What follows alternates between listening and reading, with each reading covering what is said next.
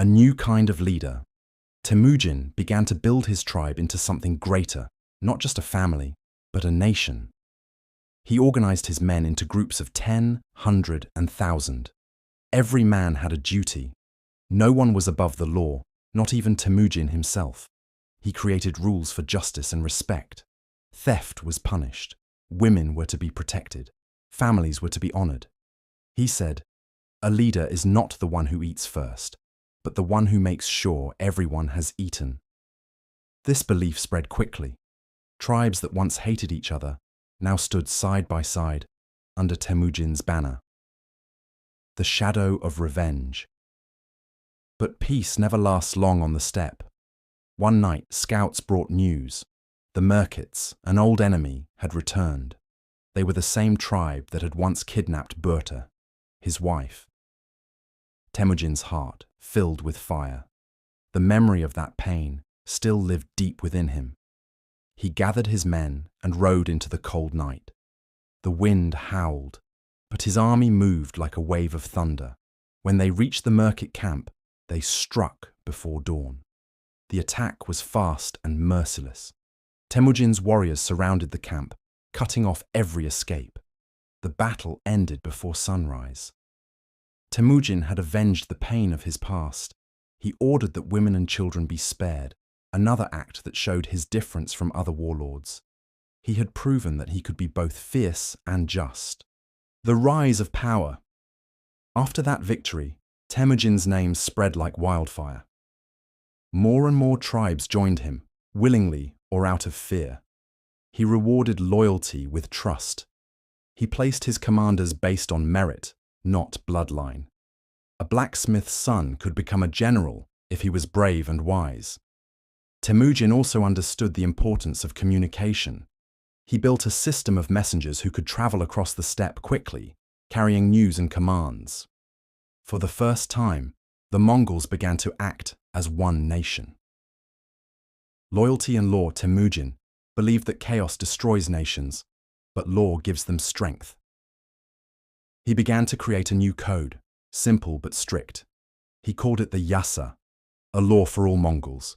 It said that lying and betrayal would be punished by death. Women must be respected. Soldiers must share their spoils equally. No one should steal from another family. And above all, the word of the leader must be honored. Under these laws, the Mongols began to grow stronger and more united than ever before. The challenge of the Khan. By now, Temüjin had become the most powerful leader on the steppe, but not everyone accepted him. Some tribal chiefs still refused to bow, saying, "He was not born noble. How can he rule us?" Temüjin answered them, not with words, but with action. He marched against every tribe that stood against unity. Battles followed, swift, brutal, and decisive. Each victory added new warriors to his ranks. Those who surrendered were welcomed. Those who betrayed were punished without mercy. It was not cruelty. It was justice, as Temüjin saw it. He believed that loyalty must have meaning. The Great Assembly. In the year 1206, a great assembly was called by the Mongol tribes. Thousands of warriors, leaders, and families gathered on the banks of the Onon River. The wind was strong, carrying the sound of drums and voices. There, before all the tribes, Temüjin was raised high on a white felt carpet, a symbol of purity and leadership. The people shouted his new name, Genghis Khan. It meant universal ruler. Tears filled his eyes. He remembered his mother's words, the hunger, the loneliness, and the betrayal. All the pain had led to this moment. He bowed his head and said, "I am not the ruler of the Mongols. I am their servant. Together, we will build a world that no storm can destroy." Building the empire. Now as Genghis Khan, he began to shape his new empire. He established laws, built alliances, and trained his army in the art of discipline and speed. His warriors learned to move like shadows, fast, silent, and deadly. Each soldier carried a bow that could shoot farther than any other. They could survive days with only dried meat and water from their horses. Genghis Khan also believed in learning from others. When he captured craftsmen, doctors or scholars from other tribes, he did not kill them. He used their skills to make his nation stronger. He said, "A wise man is worth more than 1,000 swords." Trials of leadership. Even as his power grew, his heart carried the weight of responsibility. He often thought of his youth, of his mother's struggle, and the blood spilled by his enemies. He wanted to make a world where no child would suffer as he had, but being a leader meant making hard choices. Sometimes he had to punish his own men to maintain discipline. Sometimes he had to fight old friends. One night, he sat alone by the fire and whispered to the wind, "Every victory has a cost, but if my people can live in peace, then my pain is worth it." The rebellion of Jamuka, his old blood brother, could not accept defeat. He gathered a few remaining tribes and tried to rise against Genghis once more. But the people no longer followed him. They had seen Genghis's justice, his fairness, his vision. Jamuka was captured by his own men and brought before Genghis Khan. Genghis looked at him for a long time. The memories of their childhood, their dreams, their laughter, all came back. He said quietly, "We were brothers once. The sky made us enemies, but I will not see you suffer." Jamuka, proud even in defeat, asked for a quick death. Genghis granted his wish with honor. When it was done, Genghis turned away, silent. That day, the boy named Temüjin truly became a ruler, not by victory, but by sacrifice. If this story of Genghis Khan is touching your heart, don't forget to like, comment, and share. Your one like is a new light of encouragement for us.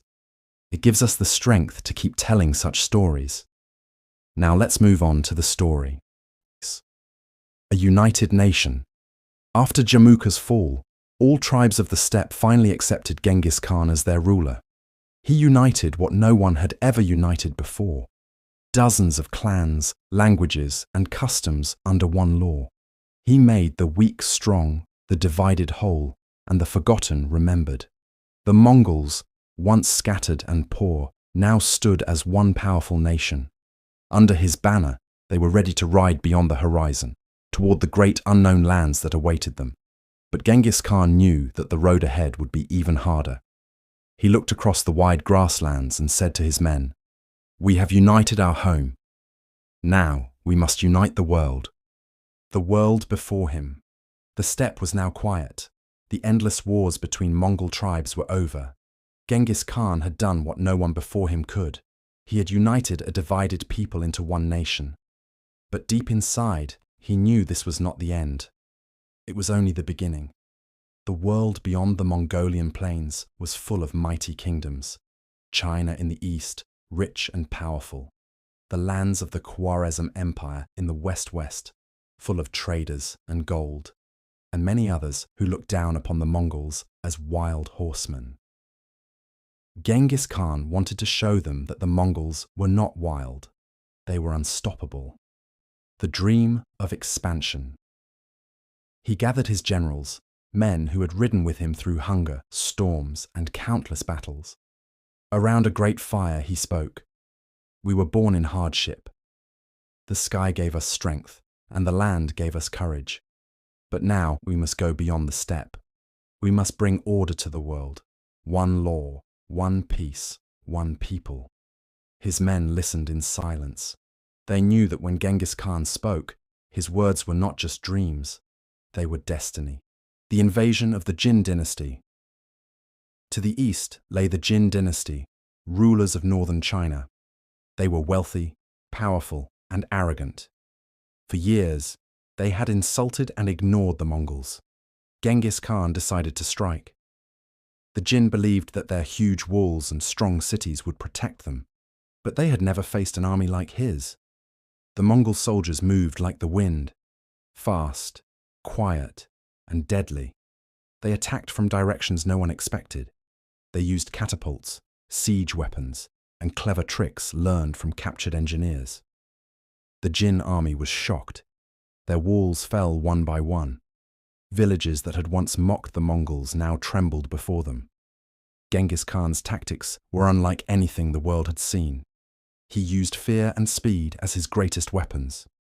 He said, "If you fear me, you will not fight me. And if you fight me, you will remember me forever." Mercy and ruthlessness.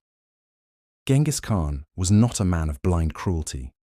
He believed in justice, but his justice was harsh. When cities resisted, he destroyed them completely to teach others a lesson. But when cities surrendered peacefully, he spared them. He opened trade routes, protected merchants, and punished soldiers who harmed civilians. To his people, he was a father. To his enemies, he was a storm. The message of the sky. The Mongols believed that Genghis Khan ruled under the will of the eternal blue sky, the divine force that guided fate. He often said, "I am the punishment of heaven." If you had not committed great sins, heaven would not have sent a punishment like me upon you. To his followers, these words were not arrogance, they were truth. They believed that the sky itself had chosen him to bring order to a chaotic world. The Western Campaign. After the victory in China, Genghis Khan turned his eyes west. The Khwarezm Empire, rich and proud, controlled the Great Silk Road, the trade route that connected east and west. At first, Genghis Khan wanted peace. He sent traders and ambassadors, offering friendship and trade.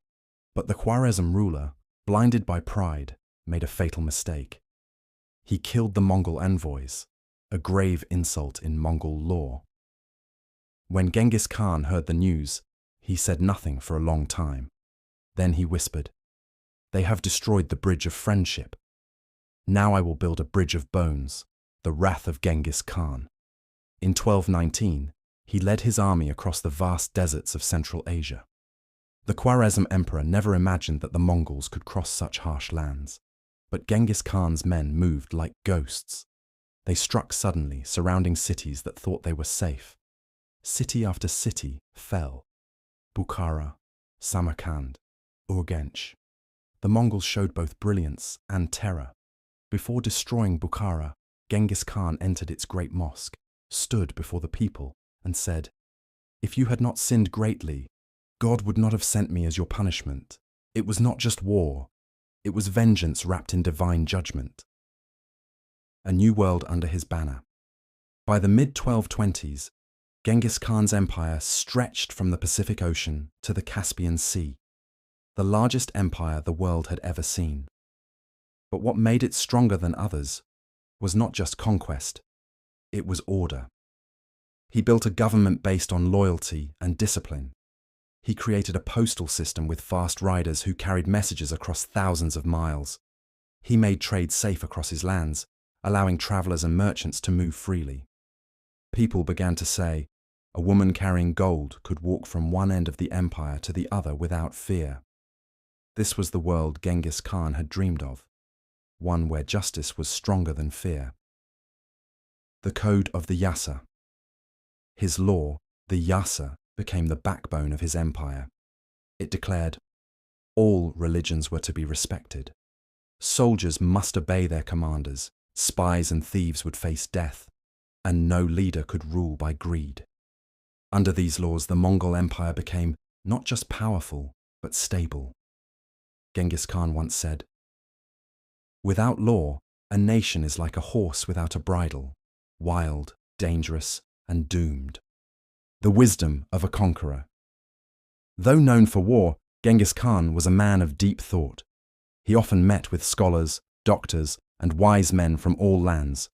He asked them about the stars, the earth, and the nature of power.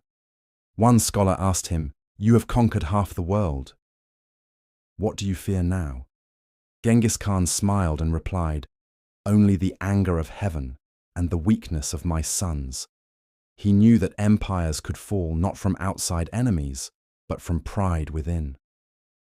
The shadow of mortality. Years passed. Genghis Khan grew older, though his spirit remained unbroken. His hair turned grey, but his eyes were still sharp as the edge of a sword. He began to think of the future. What would happen when he was gone? He called his sons and generals together and said, "The empire is not mine. It belongs to all of you, to the people, and to the sky above. Keep it strong, keep it just." He divided his lands among his sons, but ordered them never to fight each other. The final campaign. Even in his last years, he could not stay still. He led one more campaign, against the Western Seer, a kingdom that had once betrayed him. He was injured during the campaign. Some say by falling from his horse, others say by an arrow. He never fully recovered. Yet even in pain, he continued to give orders, guiding his men to victory. His will was stronger than his body. As his strength faded, he called for his closest men and said quietly, "The sky gave me this life to bring order. Now my time has ended. Continue my dream, the death of the great Khan." In 1227, under the vast blue sky he loved so deeply, Genghis Khan took his final breath. No one knows where he was buried. His soldiers buried him in secret, as he had wished. They killed their horses and guards to hide the place forever. The legend says that even the grass refused to grow on his grave, so that no one could find it. The man who had conquered nations vanished into the silence of the earth. The empire. After him. After his death, his sons and grandsons continued his mission. They carried his flag farther than he ever dreamed, to Russia, Persia, India, and even Europe. Under his bloodline, the Mongol Empire became the largest land empire in human history. But no one ever equaled his vision or his courage. He was not just a conqueror, he was a creator of nations. He had turned chaos into unity, fear into discipline, and tribes into a civilization. The legacy of Genghis Khan centuries passed, but his name never faded. To some, he was a monster, a destroyer who left cities in ashes. To others, he was a hero, a leader who brought law, order, and equality to the forgotten. History remembers him as both. But beyond power and fear, his true legacy was the idea that no one is born weak. He had started as a poor, abandoned boy, yet he became the ruler of half the world. His life proved that strength is not given by birth. It is earned through struggle, courage, and faith in one's destiny. Eternal words. Before his death, he once said, "I am Genghis Khan. I am not afraid of dying. I am afraid of leaving behind a world divided again." These words echo through history, a reminder that greatness is not in conquering others, but in uniting them. The wind of the steppe. The Mongol winds still blow across the land where he was born. The horses still run free, and the sky remains endless and blue. Somewhere in that vast silence, his spirit rides on, the spirit of a man who rose from nothing and built an empire that time itself could not erase. Thank you for watching.